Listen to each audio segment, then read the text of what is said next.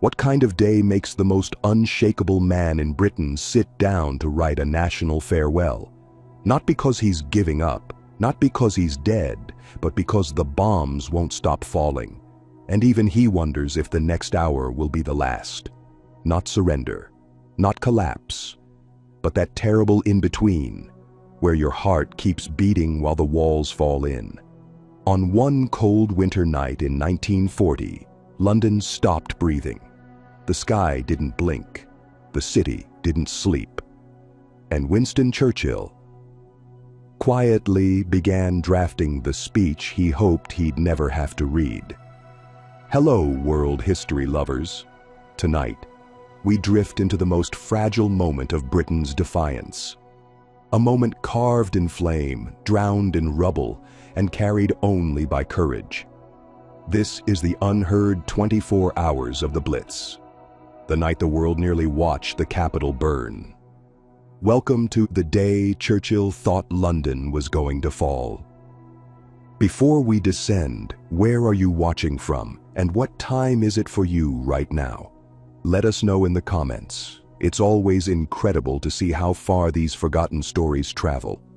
And if you enjoy these slow, cinematic journeys through lost hours of history, gently tap subscribe, and let's keep going, one echo at a time.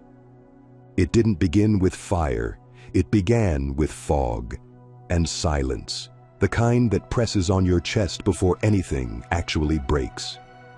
December 29th, 1940 was a Sunday, quiet, brittle, and slow. Church bells rang like usual. Children walked the streets in coats 2 sizes too big. Shops stayed open with half their glass missing.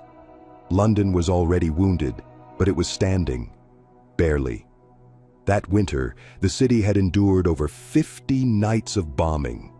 The sirens were almost routine. The drills, the blackouts, the buckets of sand by the door, they were just part of life. But this night felt different. There were no clear warnings, no wild panic, just a pressure in the air, like something was holding its breath. Across the channel, German bombers were already climbing. Thousands of pounds of explosives loaded into their bellies. But back in Britain, people lit their fireplaces, boiled tea, and hoped the next siren wouldn't be for them. Churchill was at Chequers, the Prime Minister's country residence, when the reports began trickling in. A major raid, large formations, incoming over the Thames. Not a targeted strike, a saturation. Their goal wasn't military, it was emotional, psychological. Break the city's rhythm, light the capital on fire, make it ungovernable. The first explosions hit the East End around 6:15 p.m. Warehouses, homes, factories, all lit like paper. Then came the center, Fleet Street, Ludgate Hill, Blackfriars. Buildings crumbled in minutes. But the worst wasn't the high explosives, it was the incendiaries. Hundreds of thousands of magnesium bombs rained down like metal hail, burning at over 2,000 degrees. Fire brigades couldn't keep up. The Thames glowed, smoke swallowed the sky. Churchill arrived in London just before midnight. He stood outside with aides and watched buildings collapse in the distance. A minister beside him whispered that the entire city might go. And Churchill, for the first time, didn't argue. He said nothing, just walked slowly into his underground war rooms and closed the door. There, without cameras, without generals, without speechwriters, he began drafting what might have been his final message to the British people. Not because he was surrendering, but because if the city fell that night, if St. Paul's burned, if Parliament crumbled, if the heart of Britain stopped, someone had to say goodbye. Meanwhile, under the city, life kept flickering. Families huddled in the London Underground. Mothers told bedtime stories as bombs dropped above. Volunteers passed out water, played music, wiped soot from crying faces. Above them, rescue workers dug through rubble with bare hands.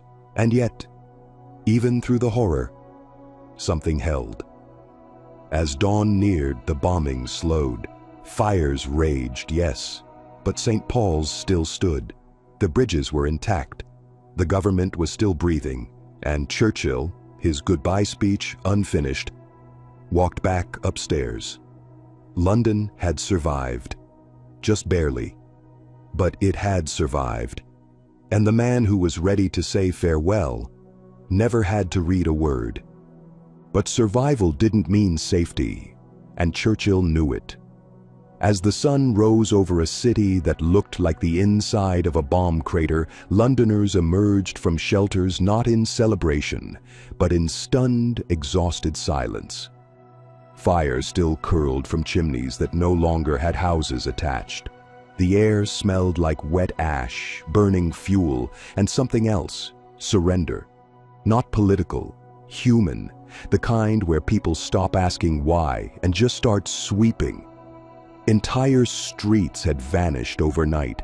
Bodies hadn't been counted yet, but everyone knew they were in the hundreds. The water mains were gone. Emergency crews had run out of hoses and had to form human chains with buckets. Smoke still hung above the Thames like fog that had made a pact with death. And yet, amidst this landscape of collapse, Churchill did something strange. He gave no speech, no public appearance, no broadcast. He simply walked, quietly, through the smoldering veins of the capital.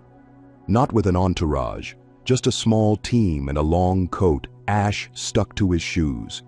He visited the firemen who hadn't slept in 30 hours. He stopped by St. Paul's Cathedral, which, somehow against all odds, had survived the firestorm and stood untouched. He looked up at it, not like a politician, but like a man seeing a ghost that refused to leave. Across the city, people noticed something surreal.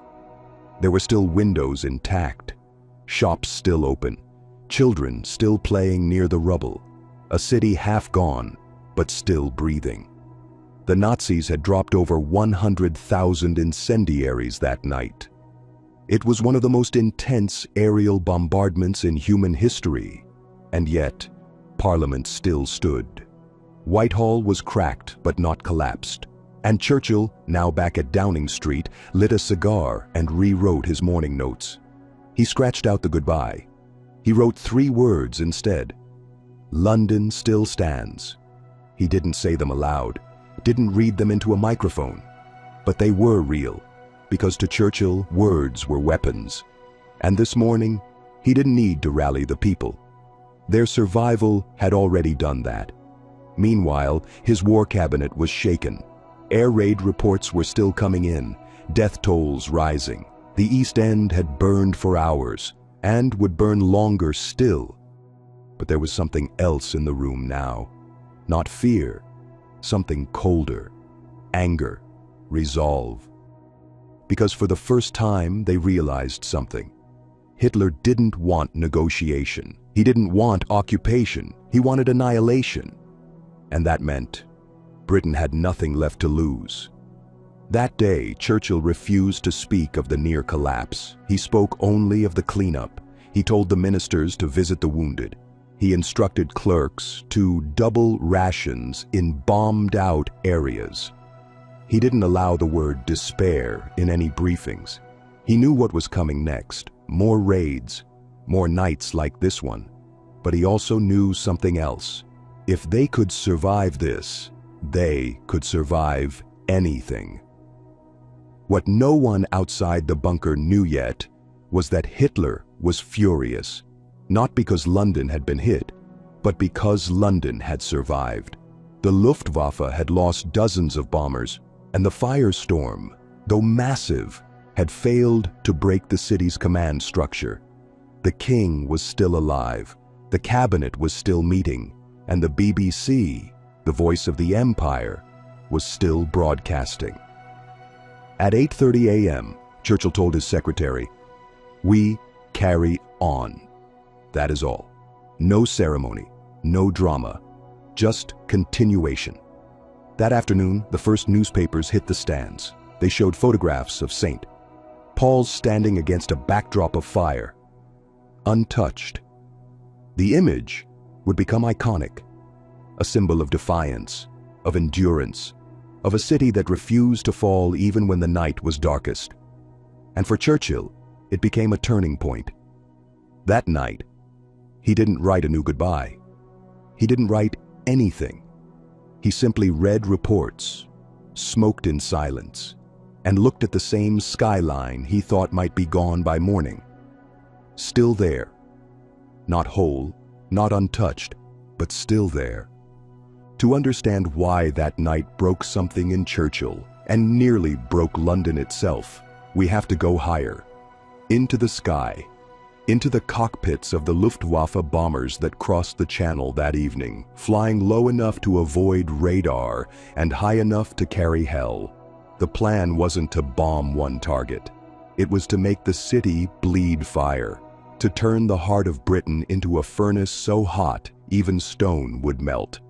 What the Germans unleashed that night wasn't just high explosives, it was fire science. Incendiary bombs designed not to explode but to ignite, magnesium, thermite, clusters that burst open like falling stars, setting rooftops alight before anyone could react. First came the harassing raids, small aircraft, scattered bombs, just enough to stir the city. Then silence. Then the real wave, Junkers and Heinkels in formation, their bays full. The incendiaries fell in waves, 100,000 of them, covering more than 2 square miles of central London. The goal wasn't to hit a building.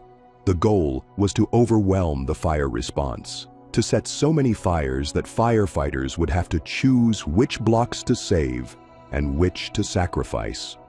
They didn't just want damage, they wanted paralysis, streets that had no names anymore, water that couldn't reach the flames. Entire fire brigades working in darkness with hoses that trickled and boots that smoked from the heat. The raid began around 6:15 p.m., but by 9 p.m. the city was glowing orange from 20 miles away. Fires leapt from rooftop to rooftop. Churches lit like candles, warehouses combusted like dry forests. The east side of St. Paul's Cathedral caught fire, and the firemen knew what it meant. If the dome fell, the symbol fell, and with it, the image of British endurance. A special crew was assigned, volunteers, to climb the roof and beat back the flames directly, even as bombs were still falling. They fought with buckets, sandbags, hand pumps. Some collapsed from smoke. One broke a leg on the scaffolding. But they held the line. The dome never fell. Inside the cathedral, ashes floated like snow.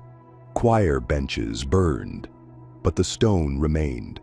Churchill watched the flames from a rooftop bunker near Downing Street. At one point, he asked how far the fire had spread. The officer beside him whispered, "Too far." That was when Churchill said nothing. That was when he began writing the speech. Because what he saw from that rooftop wasn't just destruction, Urtaubi. It was strategy. The Germans weren't aiming to defeat the British military. They were trying to erase the soul of a city. In the sky, pilots circled, taking photographs for German high command. They believed they'd succeeded. They saw streets in flame, silhouettes running, outlines of fireboats too late. They believed the city was lost. But what they didn't see was what the flames revealed, not what they destroyed. In basements, people sang. In tunnels, children played cards. Volunteers passed out blankets under flickering lanterns. And up on rooftops, young firemen, many of them barely 20, aimed their hoses at cathedrals they'd only seen in textbooks, knowing full well they might die in the next minute. There's a reason Churchill later called them the firemen who saved civilization. Because they didn't just save structures. They saved the idea that London could still stand tomorrow. And if London could stand, so could Britain. And if Britain could stand, the world wasn't done fighting yet. By 11 p.m., the city had become a furnace. Telephone wires melted. Fire brigades couldn't reach each other. Messages were sent by runners through flame-lit streets. One fire captain reportedly walked 19 miles that night directing men through burning corridors, without sleep, food, or pause. Churchill saw the reports, saw the death toll climbing, saw the maps covered in red ink. He kept his speech on the desk, but he didn't read it, not yet. Not while the dome still stood. Down below street level, beneath the dust and bricks of Whitehall, the bunker was too quiet. The air in Churchill's war rooms felt stale, like breath held for hours. Maps covered the walls, dotted with pins that meant fire, collapse, silence. His ministers gathered one by one, not rushing, not speaking, just entering like people attending a funeral without knowing whose. The room was dim, lit by weak bulbs that flickered each time the ground above shook. Reports came in, handwritten, smudged, folded too many times, whole boroughs missing, fire crews trapped, hospitals overwhelmed. Churchill didn't stand behind the podium this time. He sat, leaning slightly, his hands folded tight, not around a cigar, but around his own words. He had the goodbye speech in his pocket, not finished, not signed, and that frightened everyone more than any report, because if Churchill was preparing for silence, maybe the city really was finished. The ministers took their seats. Anthony Eden, Harold Macmillan, Clement Attlee, all men who'd seen war. But none of them had ever faced the possibility of a capital, the symbol of empire, being gutted in one night. They didn't speak of surrender. That word had never entered Churchill's vocabulary. But they spoke of something worse, of contingency, of evacuation, of what to do if the Thames caught fire, if Parliament was flattened, if the king had to be moved north. They spoke slowly, as if louder words might bring the ceiling down. Outside the bunker, London was still burning. Fires climbed into attics. Sirens wailed and failed. Water pumps coughed dry. But inside the war room, the fear wasn't just tactical, it was spiritual. What happens if your myth burns? What if the world's last holdout against fascism loses its heart in a single night? They didn't talk about Churchill's speech, but everyone in the room knew it existed. And that it had been started. That was enough. Even Churchill didn't look his usual self. No bold tie, no roaring voice. Just the face of a man who'd read too many casualty lists and lit too many cigars with his own shaking hands. Still, he held the line, in posture, if not in tone. "We do not leave," he said at one point, barely above a whisper. "We do not leave London." But the question hung silently afterward. What if London leaves us? Because that's what fire does. It doesn't just destroy, it erases, it wipes clean. It removes names from maps and replaces them with smoke. That night, the fear wasn't about the next bomb. It was about the last wall falling. The moment when they'd open the war room door and find nothing above it. No parliament, no press, no people, just flame. Churchill stayed in the room until 3 a.m. No one dared leave. The reports slowed. Some clocks had stopped, burned through or knocked off walls. The silence stretched like melted steel. Then a single message came in, brief, factual, almost cold. "St. Paul's still stands. Main dome secure. Fire under control." Churchill didn't cheer. He didn't smile. He just exhaled. A long, cracked breath. The kind you don't know you've been holding. Then he stood. And that was the moment everyone else believed the city might live to see morning. At sunrise, London wasn't a city. It was a graveyard with a heartbeat. The kind of morning where the sky didn't turn blue. It just stopped being black. Smoke still hung in the air like a second ceiling, low and thick and oily, coating every window pane, every eyelash, every breath. Buildings stood with their insides exposed. Brick facades split open like old fruit. Steel bent like wax. Streets had no names anymore, only directions whispered between neighbors. 2 turns past where the bakery used to be. And still, people emerged, quietly, soft shoes on broken stone, faces marked not with panic, but with a kind of stunned calculation. Is the shop still there? Is the school? Is my neighbor? In the East End, entire blocks had disappeared, not bombed, but burned. Ash covered the sidewalks like dirty snow, and beneath it, memories waited. A child's doll, a church bell, a bicycle frame. In some places, water from burst pipes had frozen into jagged shapes over rubble, catching the weak sunlight like fractured glass sculptures. No one spoke loudly. No one cried in the open. It was as if the air itself couldn't take more grief. But there was movement, and that mattered. Mothers brushed soot from children's coats. Bakers with no ovens opened doors anyway, handing out what hadn't burned.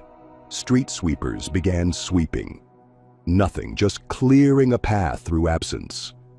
It was routine as resistance. The more normal the act, the more powerful it felt. A man read a half-burned newspaper like it still had headlines. A woman arranged broken teacups in her shop window. It was absurd. It was brave. And above them all, smoke curled around the dome of St. Paul's, blackened, scarred, but whole. By 7 a.m., the first BBC bulletin was broadcast. Last night's attack among the heaviest yet. But London endures. St. Paul's Cathedral remains untouched. That sentence would travel the world, not because of its words, but because of what it meant.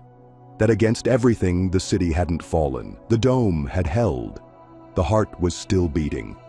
Churchill, meanwhile, was already dressed, not in ceremony, just his familiar long coat, a scarf, and a face that hadn't slept. He emerged from Downing Street without announcement, no cameras, no declarations. He simply walked, past the guards, past the papers, into the streets. People moved aside like they were seeing a ghost or a promise kept. He didn't wave. He nodded, slowly, respectfully. Then he lit a cigar. Ash from his coat blending into ash from the city. He visited the East End first. The worst hit. He stood in front of a fire station reduced to rubble and met the surviving crew. One fireman, just 19, had burns across his hands and face. Churchill shook his hand anyway, then asked, "Did you hold the line?" The boy nodded. Churchill said nothing more. That was enough. At one corner, he passed a florist sweeping cinders from her doorway. She had no flowers left, just vases. He picked one up, held it for a moment, then set it back down. "Start again," he said. 2 words, but they landed like a speech.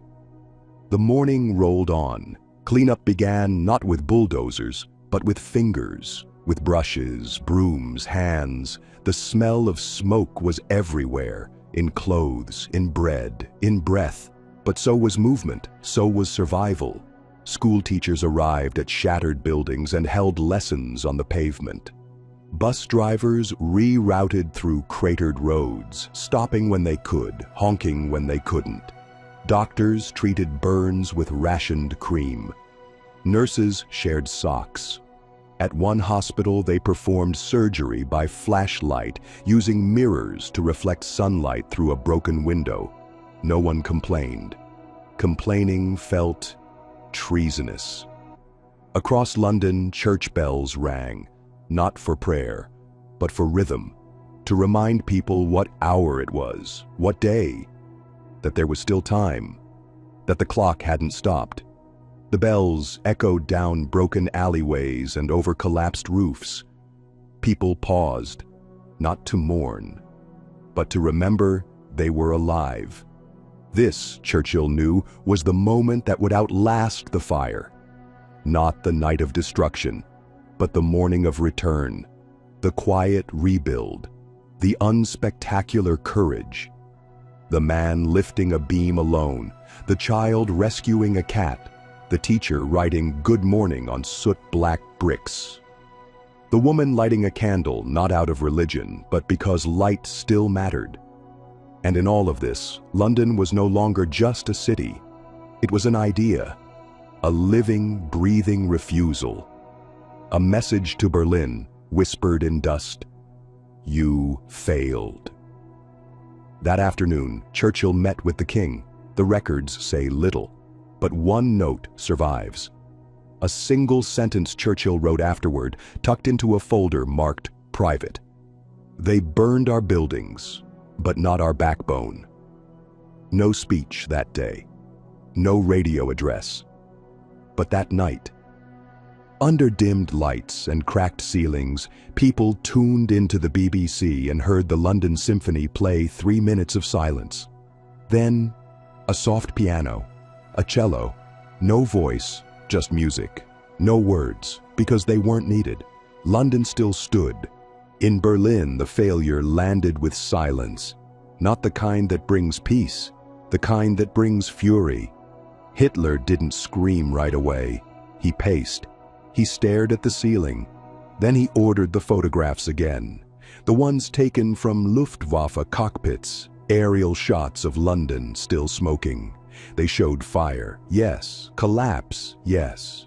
But one thing remained: St. Paul's, the dome, the defiant eye of the city, still standing, still whole. He fixated on it, not because it was a military target, but because it was a symbol. He had believed the night before that it would fall, that the firestorm would do what bombs had failed to do, that Churchill's grip would finally loosen. And yet, there it was, the dome that wouldn't bow. The British press had already named it, the night the cathedral refused to die. Hitler hated symbols, or rather, he hated the symbols he couldn't break. This wasn't about strategy anymore. It was about theater. He had orchestrated the raid like a show, waves of bombers, a perfect storm of incendiaries, planned from the air down to the minute. The maps had red X's over London. The propaganda was ready. Even the headline, "Capitol Falls." But no one could print it. The dome stood. The myth endured. And now he had to explain why. To Göring, to Goebbels, to his generals. His response was predictable: rage. He called the Luftwaffe cowards, accused them of flinching, ordered more raids, bigger, louder, longer. But the truth was simpler. They had failed to break the soul of the enemy, and in total war, that soul was the real target. The British had firemen, but Hitler had fire starters, his scientists, engineers, and chemists. They'd promised him a new kind of war. Firebombs that stuck to walls, waves of heat that cracked steel, blasts that pulled oxygen from lungs. He believed in these things. He believed in fire as language, but he underestimated something quieter, something he never understood: the psychology of endurance. Churchill didn't fight with bombs. He fought with silence, with symbolism, with the sheer refusal to collapse. And now, that refusal had become contagious. Even Goebbels noted it in his diary that week. The British do not collapse as easily as we had imagined. Hitler refused to admit that. Instead, he blamed his weather officers, his pilots, the angle of the moon, anything but the truth, that a burning city hadn't begged for mercy, that a cathedral, blackened and hollowed, had held the sky.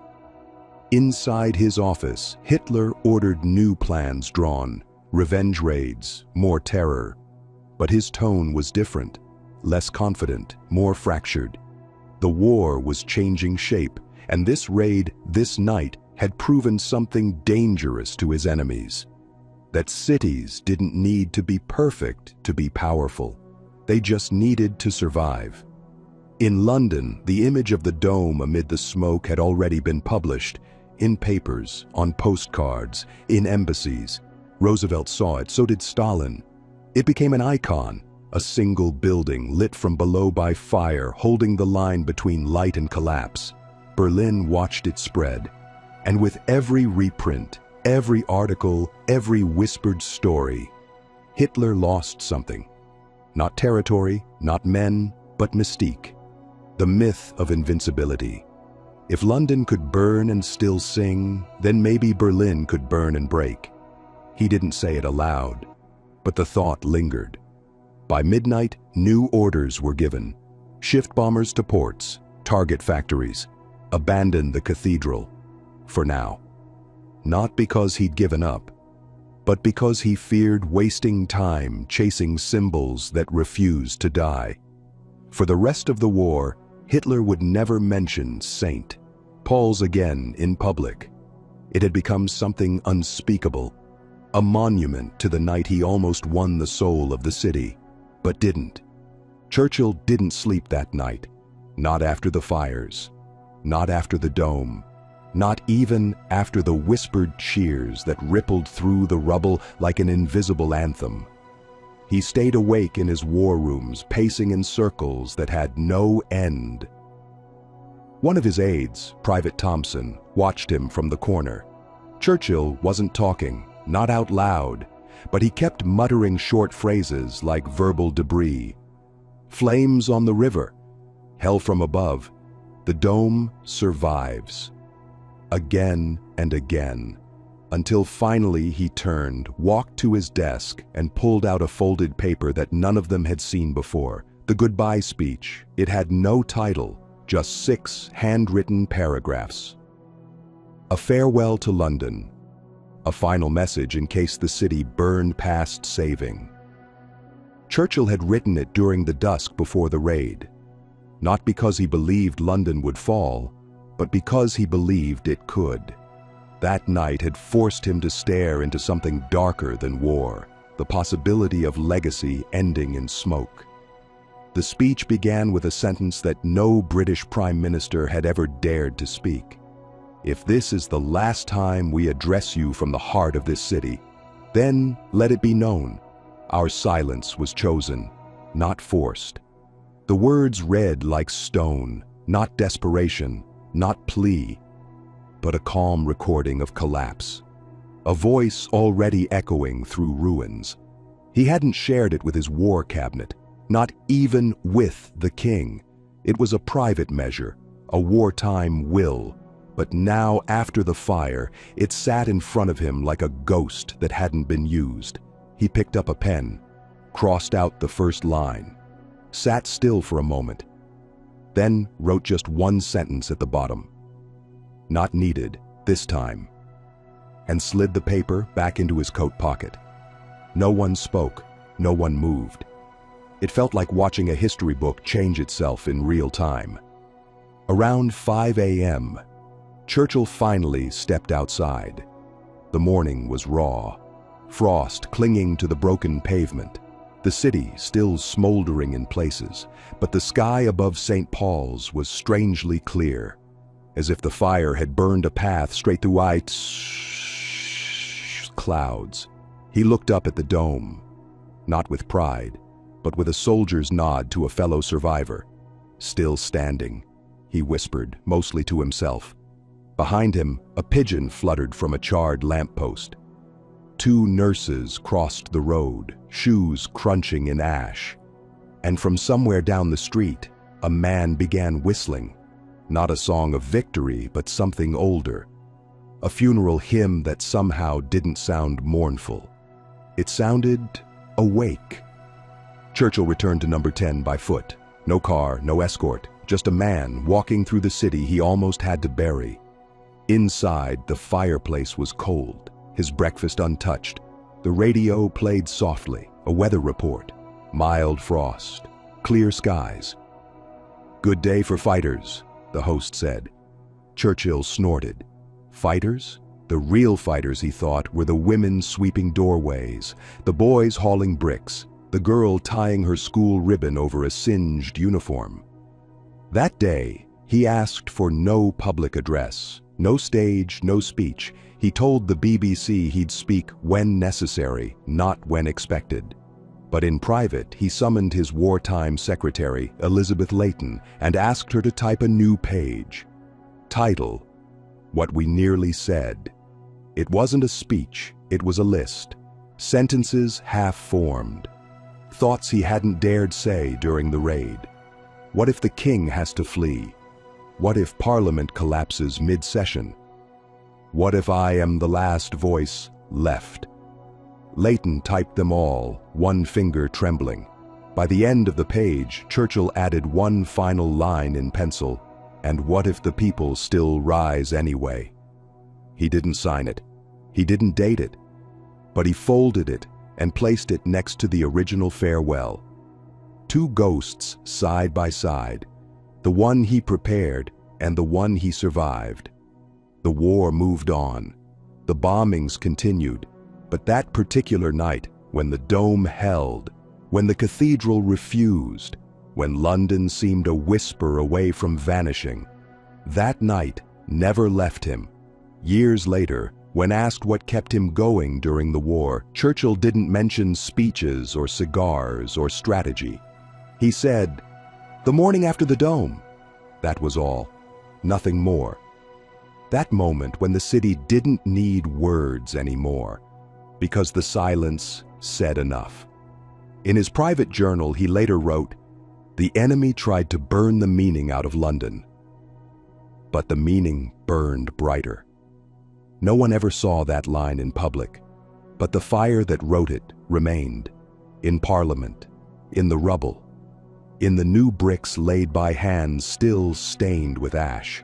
The war would continue for years, but in many ways it had already been decided that night, not by battles, but by a dome that stood, by a man who didn't read the speech he'd written, and by a city that chose to wake up, sweep the glass, and say nothing, because survival was already louder than any anthem. It wasn't a soldier who captured the soul of that night. It was a photographer, a quiet man with a camera, standing alone on the roof of the Daily Mail building as London burned around him. His name was Herbert Mason. He wasn't there to shoot history. He was there to witness it. All night long, he'd tried to get a clear shot of St. Paul's through the smoke, through the flames, through the chaos that seemed determined to erase the skyline itself. Every time he raised the lens, a new blast shook the building. Fires blinded his focus. Ash covered the glass. But he didn't stop. And just before dawn, in that fragile window between night and morning, the wind shifted.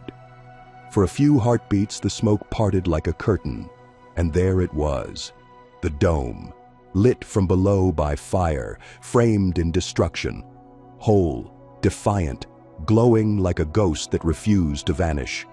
Mason took the shot, just one frame, then the smoke swallowed it again. The next day, that image appeared on front pages across Britain. Underneath it, 5 words: "War's greatest picture, St. Paul's survives." And the world changed. Because this wasn't just a photo. It was evidence. Evidence that London, though cracked and scarred, was still breathing. The image traveled fast, first across England, then to the embassies, then to America. In New York, it appeared in Times Square within hours. In Moscow, it was reprinted in secret bulletins passed hand to hand. In Berlin, it was intercepted, studied, and cursed. Hitler saw it. He asked if it was faked. His generals said no. He said nothing after. But Goebbels knew. He wrote in his diary, "A single photograph has done more for British morale than all of Churchill's words." And he wasn't wrong. Because people didn't just see the cathedral. They saw themselves, standing, smoldering, unbowed, in kitchens, in shelters, in hospitals. The photo was pinned to walls, slipped into pockets, placed beside radios. It became a silent anthem, a reminder that survival could be beautiful, that resilience could be framed. It was replicated in oil paintings, in pencil sketches, even in a tapestry woven by a blind woman who had never seen it but had it described to her word by word. Children traced its outline, soldiers carried copies into battle, and Churchill, who hated sentimentality, kept a folded copy inside his black hat. He never told anyone. But one day during a cabinet meeting, it slipped from his brim onto the table. He paused, picked it up, said nothing. But his eyes, they lingered. For journalists, that photograph changed the rules. War reporting became not just a duty, but a weapon. The camera was no longer passive. It was armor. It was fire. Photographers fanned across the city in the weeks that followed, capturing not the battles, but the aftermaths. A barber cutting hair amid rubble. A child holding a teddy bear in front of a crater. A woman writing a chalk sign on a boarded-up shop. Yes, we're still open. Try not to trip over the roof. Every image was a counterstrike, a defiant whisper in reply to bombs. And yet, none eclipsed Mason's. Because his wasn't staged. It wasn't posed. It was raw timing, a divine accident, one that proved, just once, that the soul of a city could be photographed. Years later, Mason would say, "It wasn't me. It was London." But that wasn't true. It was both. The man, the city, the moment, forever fused in firelight. And in the years to come, long after the war, long after Churchill, long after the bombs had stopped falling, that photo would still appear. In textbooks, on stamps, on walls. It would hang in schools, churches, even in war museums in countries that had once been enemies. Because it wasn't just a picture of survival. It was a reminder that even in the darkest hour, the flame doesn't always win. Sometimes the dome does. The morning after the raid, London woke up in silence. Not the peaceful kind, but the kind that follows too much noise. The fires had quieted into smoke, but the sky still looked bruised. Ash floated through the air like dead snow. You could taste it when you breathed. For most Londoners, the war had never felt more personal. The night before wasn't just another bombing. It was the night the city truly believed it might fall. You could see it in the way people walked, not hurried anymore, just stunned, like ghosts wearing soot. The buses ran late. The bread lines were longer than usual, not because of panic, but because 4 bakeries had burned to the ground. A little girl named Elsie, age 6, kept asking her mother if their flat was still there. She hadn't opened her eyes since the shelter. She was afraid if she did, it would vanish. Her mother, a seamstress named Nora, said nothing, because she didn't know the answer. Not yet. Over on East Cheap Street, a milkman named Fred Riley started his route without shoes. He'd lost them in the blast, but he had crates of glass bottles to deliver. "You don't stop the morning," he told a neighbor, "even if the night tried to kill you." Around 10 a.m., crowds began to gather near the Thames, not to protest, not to weep, but just to stand together, like bricks refusing to crumble. Some had burns on their coats, others were still bleeding through makeshift bandages. A nurse named Beatrice had come straight from her 18-hour shift at Guy's Hospital. She hadn't slept, but she stood with the others anyway, arms folded, chin high. "We are not dead," she said, and then added, "Yet." Behind her, a woman handed out cups of weak tea from a kettle she'd found in the rubble. No one asked who she was. They just took it. That day, London wasn't a city. It was a wound that refused to close. But inside that wound, something new pulsed. A kind of quiet fury. Not rage, not vengeance. Just the stubborn will to keep going. A boy kicked a charred football down a broken alley. A teacher used a half-standing wall as a blackboard for her students, writing lessons in chalk over bricks that had once been part of someone's kitchen. An old man in a bowler hat sat on a bench polishing a pair of shoes he no longer wore. When asked why, he said, Because that's what I did yesterday. For many, the war had stripped routine to its bones, and those bones became sacred. Breakfast mattered, even if it was just crusts. Walking the dog mattered, even if the dog now limped from falling debris. One woman was spotted ironing a dress in the open air, the cord trailing uselessly. "The iron doesn't work," she said, "but the dress still does." Londoners didn't cry that day, not much. The grief had become internal, private, compressed into clenched jaws and sideways glances. They had learned not to scream, not to flinch. Even the children played in silence now. Games like Spot the Crater and Who Can Find the Biggest Shell.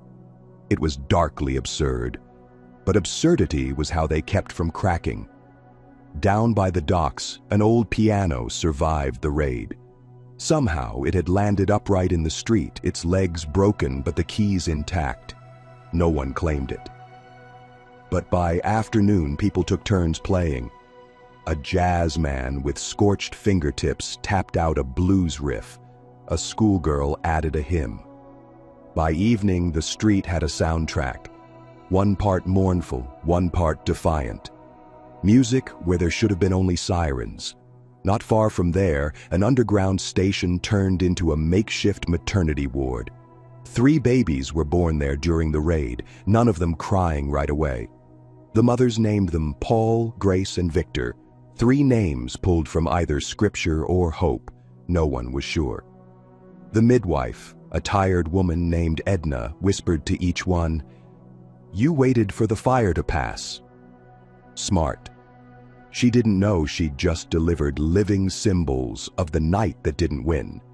At the same time, coroners and rescue teams pulled bodies from crushed buildings, most of them anonymous. Volunteers worked in silence, marking collapsed buildings with chalk lines and numbers. 2 alive, 4 gone, 1 missing. A man found his brother's pocket watch beneath a stairwell, still ticking. He didn't cry, just held it for a long time, then walked away. That was how grief looked in London that day. Quiet, covered in ash, always walking forward. Psychologists would later call it collective trauma. But back then, there was no name for it. It was just surviving. You didn't talk about nightmares. You didn't mention shaking hands. You focused on shoes, on kettles, on whether the shops had reopened. Grief became maintenance, and in that, there was a strange kind of healing. By sundown, the city smelled like wet smoke and iron. The church bells didn't ring. Too many were gone. But in one part of the city, a tiny chapel near Clerkenwell, a priest held a silent service. Only 7 people came. No candles, no choir, just the sound of breathing. And when he raised his hands to deliver a blessing, he didn't quote scripture. He said, "We are still here, that is all." And it was enough. Somewhere else, a woman cleaned a photograph in a cracked frame, her son's face, age 12, smiling in a school uniform. He'd been missing since the blast. She didn't speak, just wiped the glass again and again. A soldier passed her and nodded, not with pity, but with recognition, because in London that day, everyone had someone they'd lost. Or almost lost. It created an unspoken language. Eye contact meant more than words. A shared glance could say, "I know, me too." And then they moved on, always forward, always into the smoke. The government didn't ask for a speech. The BBC didn't run a special. No anthems were sung, because survival wasn't declared. It was simply lived, 1 hour at a time, 1 breath at a time. That night, as the fires finally went cold, one nurse wrote in her diary, "This city may fall tomorrow, but today it remembered how to stand." While London smoldered and its people moved quietly through the ruins, eyes across the world were watching. Not the kind of watching that came with sympathy or shared grief, but the calculating, cold kind that came with maps, briefings, and pins placed on enemy cities like chessboard pieces. In Berlin, the air was thick not just with smoke from distant front lines, but with frustration. The Nazi high command had been given a simple mission: break London's spirit. The night before was supposed to do it. Thousands of incendiaries, targeted strikes, a calculated plan to turn morale into ash. The Reich's Ministry of Propaganda had even prepared preliminary radio statements. Scripted blurbs about British disorder, mass panic, and widespread evacuations.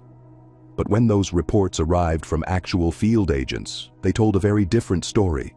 No collapse, no retreat, just fires, and still, defiance.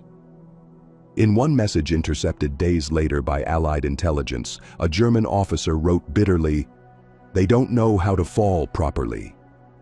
Hitler, upon seeing the photo of St. Paul's Cathedral standing above the smoke, reportedly threw a porcelain dish against the wall. "A lie!" he shouted, but it wasn't, and his silence after that was telling. Goebbels too felt the failure. In his diary, he recorded with venom, "We gave them their funeral, and they refused to die." For a regime built on spectacle, it was a catastrophic loss. The Blitz had not just failed to break the British people, it had accidentally turned them into myth.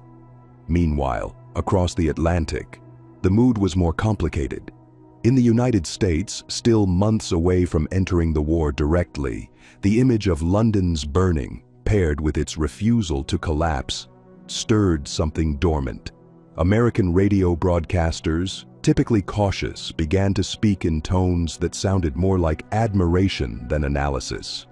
CBS's Edward R. Murrow stood on a London rooftop during the raid, reporting live with flak whistling in the background. "This is London," he said, "and the lights may be out, but the city is very much awake." That broadcast aired across America with raw, terrifying clarity. No dramatization, no music, just real-time survival. The following morning, President Roosevelt called an emergency cabinet meeting, not about intervention, not yet, but about morale. "If they stand another week of this," he told his staff, "we'll need to stop calling them victims and start calling them something else." In Chicago, the Tribune ran the photo of St. Paul's with a single word beneath it: unyielding. In Harlem, preachers quoted the image in Sunday sermons as proof that good could survive fire. Even isolationists began to falter, because something about that image, that story, London refusing to fall, struck deeper than any speech ever could. In Moscow, the reaction was quieter, but no less intense. Stalin received the image via diplomatic courier and reportedly stared at it in silence for 5 full minutes. He said nothing, just smoked. Then he handed it back and said, "Let them burn. They do not break." For the Soviet Union, watching Nazi Germany struggle to crack the island nation was a rare comfort. If London could survive that, perhaps Moscow could too. Perhaps Hitler's empire wasn't invincible. And so, behind closed doors, Soviet analysts began quietly revising their invasion forecasts. Not because they trusted the British military, but because they'd just witnessed something the Nazis couldn't predict: spiritual resistance. And spiritual resistance, they knew, was the hardest kind to kill. Back in the United Kingdom, Churchill's government recognized what had happened, not just a failed bombing, but a global shift in perception. The War Office reprinted the photo of the dome in every major paper. The BBC played recordings of public testimonies: grocers, children, nurses, firefighters, their voices shaking but clear. And in Parliament, Churchill refused to gloat. He simply stated, "London remains." But behind the scenes, the cabinet breathed differently, as if they had been holding something inside for weeks and could now finally let it out. The idea that they might not win the war had never been admitted. But that night, it had come close. Too close. And now that they had survived it, their posture changed. Not arrogance, not hope, just steadiness. On that same day, across the world, newspapers printed the story of the previous night. But the headlines weren't about destruction. They were about survival. London stands. City defies night. The dome and the fire. But it wasn't just press coverage. Embassies reported unusual spikes in letters from foreign civilians. People writing in from Canada, India, Kenya, Australia. Notes of solidarity. Offers to send supplies. A letter from a school teacher in Manitoba read, "We saw the cathedral. We lit candles in our town hall. We believe in you." In Dublin, still neutral, students organized a silent vigil. In Sydney, the bells of St. Mary's rang in tribute. None of it was ordered. None of it was coordinated. It was a ripple, created by a photo, a night, and a refusal to fall. In Berlin, the reaction to this international sympathy was fury. Goebbels tightened control on imagery, forbidding his own newspapers from referencing the cathedral photo.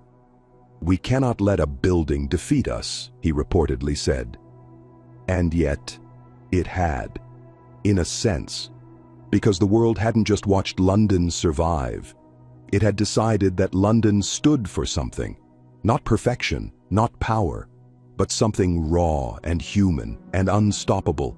And that shift, that silent recalibration of narrative, was something no army could reverse. Churchill, ever the strategist of words, saw it too, and in a private note to his advisors he scribbled, "If we are to win, let this be our new weapon, the fire that didn't win." From that point forward, British intelligence began carefully weaving the photo and the story of that night into broadcasts aimed at occupied countries. "You are not alone," they said. "Even fire loses eventually." And resistance networks, in France, in Poland, in Norway, began using that image as a symbol, stamped onto pamphlets, painted in secret onto alley walls. It had become more than history. It had become myth, and in war, myth is armor. So while the world watched planes and battles and maps, something quieter happened, a shift in tone. The day after the dome survived, London was no longer seen as a dying city. It was now a ghost that refused to die, and the world couldn't look away.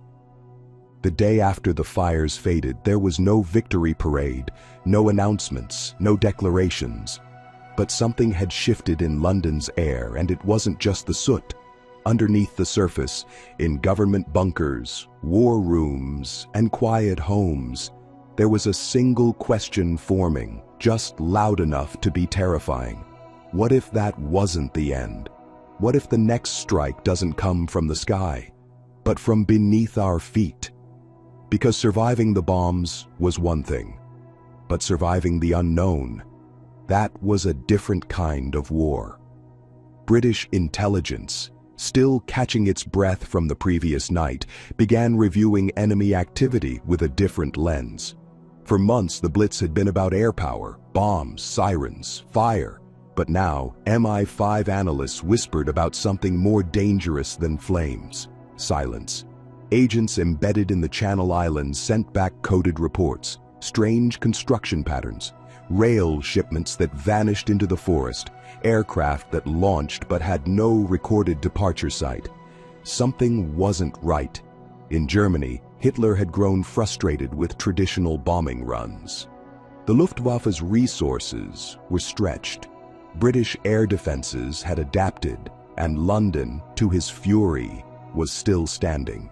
So he approved something else, something more experimental. The Unterstadt Project, literally translated, the Under-City Project. It wasn't just about bombs now, it was about confusion, about breaking morale through mystery. And so, hidden deep within forested regions of occupied Europe, German engineers began carving airstrips underground. Bunkers disguised as farms, hangars that could open like jaws, release planes, and disappear again. They weren't just hiding. They were rehearsing a kind of war no one could see. British analysts didn't know the full scope yet. But Churchill had a feeling. He always did. In his private bunker beneath Whitehall, he lit a cigar, stared at a new intelligence memo, and said just 6 words: "They're digging, and it's not graves." That evening, he met with military advisors and ordered contingency plans. "We survived the sky," he said. "Now prepare for the soil." Across the city, civil engineers were tasked with re-inspecting sewer systems, metro tunnels, and abandoned rail lines. Not for maintenance, for breaches. The idea of enemy entry points beneath the capital suddenly didn't sound like a fantasy. Meanwhile, German strategy shifted too. Operation Steinbock, the so-called Baby Blitz, was initiated quietly. Smaller bombing waves, longer gaps between strikes. The idea was to keep London guessing, and to conceal something worse: the testing of the first V-weapon bunkers. Deep in northern France, at places like La Coupole and Eperlec, concrete domes were rising, not to house people, but rockets. The V-2, the world's first ballistic missile, didn't need to fly over London. It could arc silently from hundreds of miles away and hit without warning. No engine roar, no siren, just silence. And then death. That knowledge hadn't yet reached most Londoners. But the officials knew, Churchill knew, and that fear sat in the war rooms like a second shadow. The Blitz had made London resilient, but the next chapter would test its sanity. On the streets, things began to change. More patrols, tighter blackouts, new posters went up, not just about bombs, but about secrecy. Loose lips sink cities. Rumors spread about underground German labs, about moles, about new weapons that could travel underground like worms. Most of it was nonsense, but some of it wasn't. Inside London's intelligence sector, the Ministry of Home Security launched Operation Molefire, a covert scan of subterranean structures for evidence of Nazi interference. Nothing was ever publicly confirmed, but several sewer tunnels were sealed and engineers were quietly reassigned. Churchill's speeches remained confident, but his private notes became darker. "They will not defeat us by flame," he wrote. "But by ghosts, maybe." One report, classified until 1987, revealed a strange incident. A fishing boat off the Thames estuary claimed to have seen a runway open from the side of a hill, then vanish again. The Royal Air Force investigated. Nothing was found. But the pilot wrote in his log, "The trees here don't bend with the wind. They listen." Back in Germany, Goebbels prepared a psychological campaign. He believed that if he couldn't destroy London physically, he could dissolve its mind. Radio broadcasts began dropping eerie references to silent skies and the wind beneath your feet. Some civilians thought it was code, others thought it was madness. But the goal was clear: make Britain question its own safety, not from bombs, but from impossibility. And impossibility is what broke empires. Yet, the British didn't break. Even as rumors grew wilder and children whispered about earthquakes with engines, the people went on. They walked to work. They queued for bread. They listened to the BBC at 6. And somewhere in all of that repetition, they found something stronger than reassurance: defiance. But Churchill still prepared. A second bunker was constructed beneath Kensington, this one deeper, darker, unreachable even by the newest bombs. A war council room was installed behind 6 steel doors. Maps of underground rail stations that could double as command posts were drawn. And in his diary, Churchill wrote one line: "They may come from the sky, or from the floorboards, but they will not take this island." That's what the day after the fall looked like. not celebration, not comfort, but paranoia, fortified, not with walls, but with intention. Because in that strange moment, Londoners understood that survival wasn't an ending. It was an invitation to be tested again, and again, and again, until either the enemy broke or you did. But London had already decided. He never read it aloud, never stood before a microphone, never delivered it to the public. But in the hours when London burned brightest, when fire rolled over rooftops and the sky flickered like the end of days, Winston Churchill sat beneath layers of concrete in the cabinet war rooms and drafted a speech that would only be read if the capital fell. They called it Operation Voice Down, a contingency script prepared in total secrecy. It wasn't typed. It was handwritten. A few scrawled pages of ink and emotion tucked into a red folder marked Prime Minister, use only upon loss of London. The public never heard the words, but those who read them described a tone unlike anything Churchill had ever written. It wasn't defiant, it wasn't thundering, it was quiet, almost grieving. Because Churchill, for all his bravado and speeches, knew what was happening above him. He could hear the bricks collapsing, smell the smoke in the ventilation shafts. He had just returned from inspecting one of the hardest hit sites in the East End, a row of houses gone, a boy with his arm still clutching a melted toy. The rescue workers didn't flinch, they just carried on. That's what haunted him, not the destruction, the normalcy of it. And so he picked up his pen, and he began. If this city falls tonight, let it be known. It did not surrender. It was not taken. It simply stood too long against too much. That was the first line, and the rest of the page followed like a letter to history. He didn't promise vengeance. He didn't call for retribution. He simply asked that London not be remembered for how it burned, but for how it held the line. One line read, "To those who walk here years from now, if your foot lands upon ash, understand that it once fell upon courage." He wasn't writing for Parliament, he was writing for the future, for the world that might follow this one, for the child who would one day look at a scarred street and ask what happened here, and be told that the city said goodbye not with panic, but with poetry. The folder was sealed, given to 2 aides, locked in a secure drawer under the code Document W12.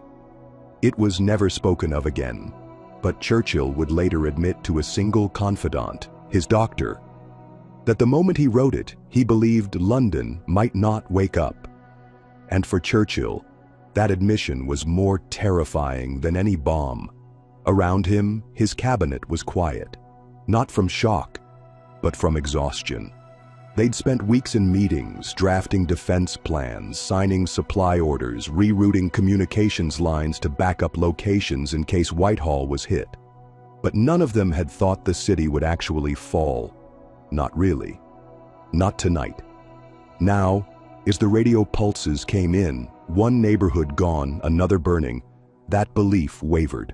One advisor reportedly whispered, "We are shadows beneath rubble." Churchill didn't reply. He just kept writing.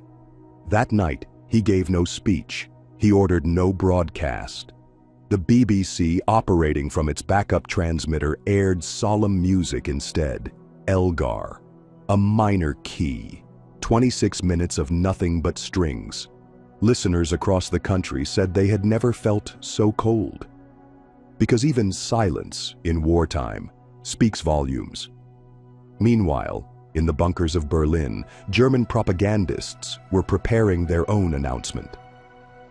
London, an uninhabitable graveyard. They believed they'd done it. They believed Churchill would appear that morning to announce retreat or evacuation or even the fall of Parliament. Instead, at dawn, he appeared on the steps of 10 Downing Street, smoke still in his coat, ash on his shoulders. He looked directly at the photographers and said only this: "The dome stands." No one knew what he meant, but every paper printed it. The line echoed in war rooms, in shelters, in schools. The dome stands. The Germans canceled their broadcast. The Americans amplified it. Roosevelt ordered it repeated on U.S. radio hourly, because those 3 words, understated, unshaken, said more than any manifesto. But what the public never knew was how close it all came to falling. Because document W12 was real. It still exists. Declassified decades later, yellowed with age, ink faded but visible. Inside, a prime minister's quiet farewell to the city he refused to lose. One line, in particular, still haunts the historians who read it. Near the end of the draft, Churchill had written, "If these walls go silent, let the world still hear us sing." That's what London became. Not a symbol of victory, not a monument of defiance, but a city that prepared to sing as it died. And because of that, it didn't. The dome didn't fall, the river didn't boil, the people didn't run, and so the speech, the goodbye, was never used. But it existed. Proof that even the strongest men of war felt. Moments of doubt, moments of almost, of what if. But Churchill's greatness wasn't that he never feared, it was that he feared and still stood. That draft, folded now in a museum drawer, remains one of the most powerful things he ever wrote. Not because it was said, but because it wasn't. The days after that longest night didn't bring sunshine, they brought smoke and questions. The kind of questions no one dared ask during the fire, but now rose through the ash like ghosts with unfinished business. Why didn't it fall? Why was that the night Hitler threw everything he had, and still London stood? Some said it was luck, others said it was strategy. But the truth, buried somewhere between collapsed rooftops and blacked-out memories, was simpler. London had simply refused, not by force, not by brilliance, but by will. Because that's what the Blitz became in the end, a war of wills. And when the bombs finally stopped echoing, the silence they left behind wasn't peace. It was the sound of a city that had stared death in the face and blinked only once. Churchill knew this. That's why he never used the goodbye speech, not because the city didn't almost fall. It did, but because the people never let it. In the weeks that followed, reporters from around the world poured into London. American journalists filed stories with titles like "The City That Wouldn't Burn." Soviet photographers tried to document morale, but found only grit, not joy, not tears. Just faces that said, "We're still here. What else do you need?" But even as the narrative became one of survival, the damage was real. Over 20,000 Londoners had been killed. Entire neighborhoods were flattened. Hospitals overflowed. And in some boroughs, children couldn't find their own homes because nothing recognizable remained. And yet, they rebuilt. Brick by brick, street by street. But not out of pride, out of necessity. Because London didn't want statues. It wanted dinner. It didn't want parades. It wanted plumbing. Life didn't resume. It simply never stopped. What changed, however, was how the world saw the war. The night London didn't fall changed everything. Before, Britain had been the stubborn little island refusing to bow. After that night, it became the last wall between freedom and fire. Roosevelt accelerated arms shipments. Canada sent engineers. Even occupied nations whispered the story in resistance cells. London survived. If they could, maybe we can too. In Berlin, Hitler was furious. His advisors begged for another strike. But the Luftwaffe was depleted. The fire had burned long, but not hot enough. And so, for the first time since 1940, the Führer began to look elsewhere, east, toward the Soviet frontier. And that decision, born from the failure to break London, would shape the rest of the war. Back in Britain, Churchill reviewed the damage maps in silence. Then, quietly, he asked for the red folder. Document W12. Not to read it, to lock it away. No longer needed, he said. History won't need a farewell. But historians would, because what mattered about that night wasn't that London was bombed. It was how close it came to surrendering without ever surrendering. The psychological toll, though, ran deeper. Children flinched at shadows. Air raid sirens haunted dreams. Even years later, Londoners would describe blitz ears, the ability to hear planes before anyone else. Shopkeepers stored extra blankets in basements. Nurses kept stretchers by the stairs. Firemen slept in uniform, just in case. Because the memory of that night, the night London almost became legend, never quite left, and it never will. The city didn't fall, but it bent, and that bend left a scar. You can still see it today, in the uneven brick of rebuilt neighborhoods, in the iron plaques that say, "Here stood," in the deep quiet of certain subway tunnels that once held 300 sleeping strangers, shoulder to shoulder, waiting for silence. They say Churchill won the war with words. Maybe.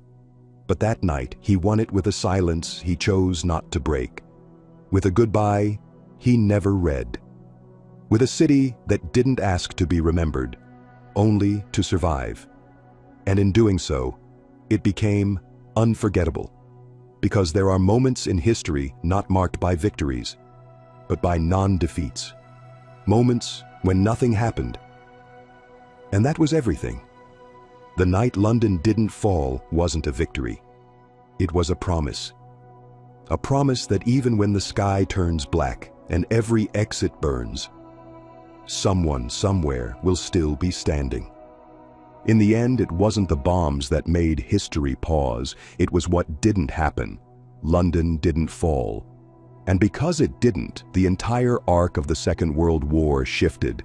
But the real weight of that night, the night Churchill prepared a goodbye, doesn't rest in strategy or victory or even survival. It rests in memory. Because long after the ashes cooled and the air raids stopped, the story of that 24 hours became something else entirely. A mirror. One that each generation would have to look into and ask, what would we have done? The final fires of the Blitz marked more than the end of a bombing campaign. They marked the moment the world stopped seeing Britain as simply under siege and began seeing it as something greater, a front line of global resistance. That one night, that almost ending, triggered ripple effects far beyond London's ruins. Roosevelt, watching from across the Atlantic, reportedly walked into the Oval Office after receiving the intelligence brief and said quietly to an aide, "They did not break. That changes everything." Within weeks, American support accelerated. Military production increased. Strategic planning shifted to assume Britain would hold the line, not collapse. That confidence, born from that darkest hour, would shape D-Day, lend backbone to the Lend-Lease Act, and even sway American public opinion toward deeper involvement in the European front.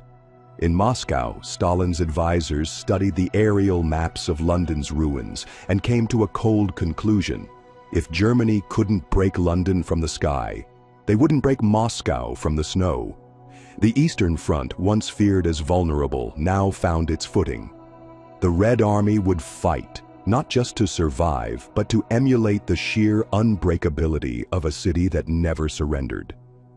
The night Churchill prepared to say goodbye wasn't just a British moment, it was global, and in many ways spiritual, because it gave the world something it hadn't had in years, proof that tyranny could be resisted, not with power, but with persistence. It showed that heroism wasn't always loud. Sometimes it was a cup of tea poured in a shelter, a fireman dragging a hose into flames, a girl reading poetry to strangers while bombs fell outside. A leader, holding back a farewell speech because he still believed the city might write its own ending. And it did. But that ending wasn't triumphant. It was tired, soot-covered, smoke-blind, and profoundly human. That's what changed everything, because after that night, the idea of surrender wasn't just rejected. It became impossible. The people had already decided, if London burns, it burns standing.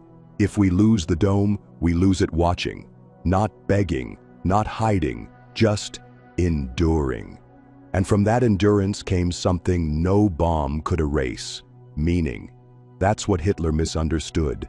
He thought war was about destruction, but Britain, and especially London, turned it into something else, into memory, into echo, into symbol. Today, that night is still studied in military academies, still dramatized in films, still whispered about in late-night lectures and candlelit churches. But more importantly, it's still felt. Because cities, like people, remember. And London remembers. It remembers the children wrapped in blankets underground, the ration books clutched in tired hands, the moments between sirens when everything stood still, waiting for the next horror and hoping it wouldn't come.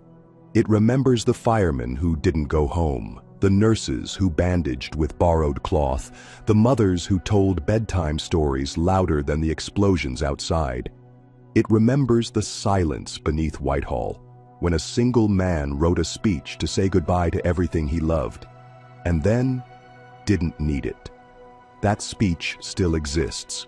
It's stored today at the Churchill Archives Centre in Cambridge. Faded pages, notes in the margins, a voice that was never spoken.